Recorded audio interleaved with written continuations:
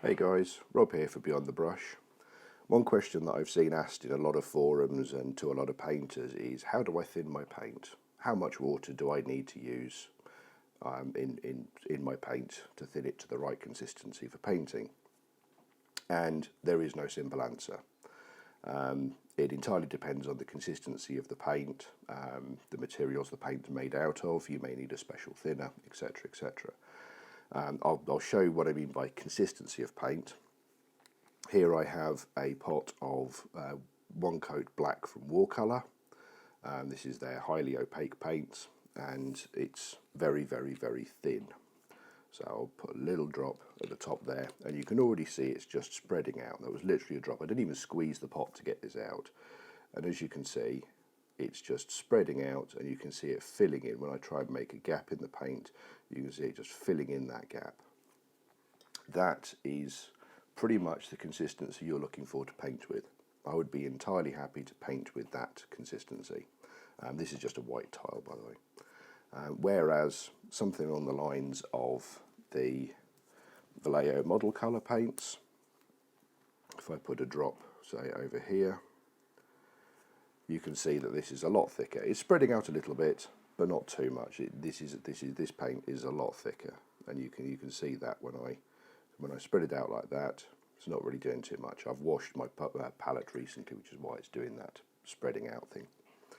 But as paints go, there you go. It's pretty thick. It's not filling in. It's not sort of spreading out as the other paint did, as this paint did. You can see there, that's sort of spreading out quite nicely and will slowly fill in that space that I've created. Whereas this paint isn't. It's taking a lot longer to fill in. This is too thick to paint with. It's not far off. To be fair, it's not far off. I've got far worse paints, but it's too thick to paint with. What you're looking for is that filling in effect. So I'm just going to put a little bit of water down on the palette here. This is just literally a bottle of distilled water that I picked up. I mean, I've decanted it into a Vallejo dropper bottle, but I picked it up on eBay, and I think it was about 5 litres for 10 quid or something. It was ridiculously cheap. What I'm going to do is just use that and a little bit of paint and show you sort of various different consistency. That, you can see there, that's too thin when it's doing that sort of effect, and you can push bits of the paint. That is too much water. Some people might use that. It might be good for a glaze, but for me, that's too much water. So a little bit more. And you can see it's beginning to get to the right stage. What you're looking for is that filling in of gaps, filling in of the brush lines.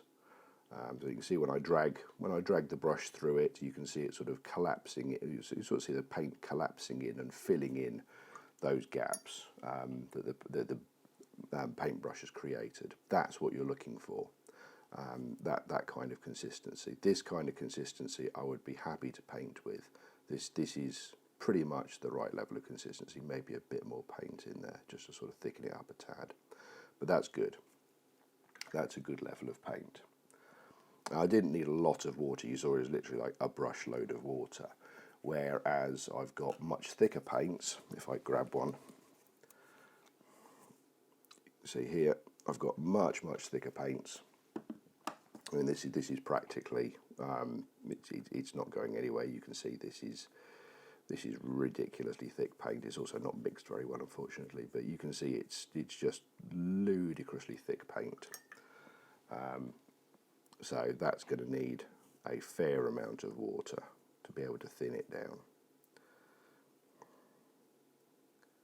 So even now, even with this much thinning,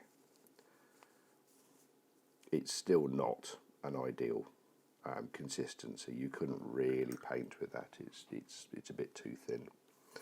So I'll try and find a different pot.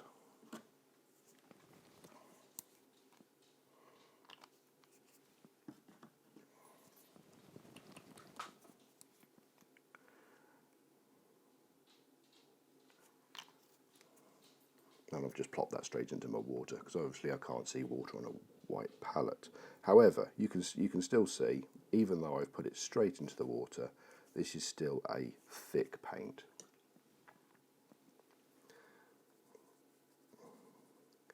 And even with a bit of water, you can still see that that is not closing up those patterns like you want it to. Even there, it's still not.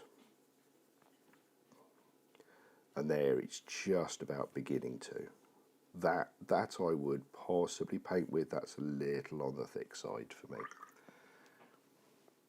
So grab a little bit more water, find a spare space on the palette, and we'll try adding a bit more. See where we can get to.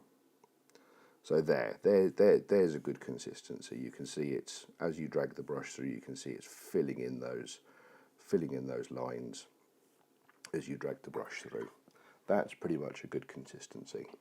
And this is a good practice for sort of working out whether your paints are a good consistency or not, is to sort of do that sort of drag technique of pulling the brush through the paint and seeing whether it sort of collapses back in on the gap you just created, and that's a good consistency to paint with.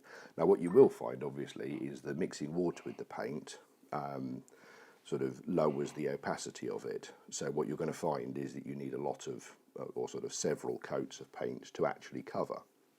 And this isn't a problem because the paint's so thin. You're not going to be clogging up detail, and that's the reason why you want to be thinning paints in the first place, is you don't want to be clogging up detail. There is no point sort of putting something like sort of that thickness of paint straight on your model. If you can see that is ludicrously thick paint. You could not paint with that. That has to be thinned, or you're just going to end up clogging up your model with paint, and you're going to lose all of that fine detail that's in there. So you need to get the paint to sort of this kind of consistency. Obviously, sort of this is now drying out again because I've got hot lamps on it. I am going to talk about wet palettes in a future episode, which are another thing that's quite useful. But even this stuff up here, this is beginning to thicken up. You can see it's not sort of closing up those gaps as much as it was. And that's one of the downside about using palettes like this. You really don't get a lot of time. I mean, this video is getting on for like 8 minutes now, and already this is sort of getting to a consistency where I'd be wary about painting with it, and this was the thin stuff to begin with. Obviously, you can keep adding water, you can keep adding thinner to it, but the thinner you make the paint, the less it's going to cover, the less opacity you've got in the paint. So that's kind of the trade-off. But you're much better off painting with paints that are nice and thin than you are with thick paints. Even though you think the thick paints are going to cover more, you're going to end up losing detail because that thick paint is going to get into the details, it's going to clog it up, and you're going to sort of lose the information, the detail in the sculpt. And that happens quite quickly. It's surprising how little paint you need to actually fill in details. But that's essentially about it. That's my technique for sort of experimenting with thinning paints initially. As I said, it is just something that you'll get used to as you go on. You'll get used to putting a drop of paint on your palette and adding water until you think to yourself, yep, that's the right consistency. And it's about sort of the feel as you drag the brush through. I mean, you can see this is just completely dried up already. Is the feel as you drag the brush through it. It's sort of the amount the tip bends as you're dragging it through. So you can see this is bending quite a lot because this is dry paint, so it's kind of scratching the paint off rather than sort of going through it. It's about sort of the way the paint sort of collapses back in on itself when you drag the brush through it, things like that. But yeah, so this is essentially sort of my technique for working out how to thin paints.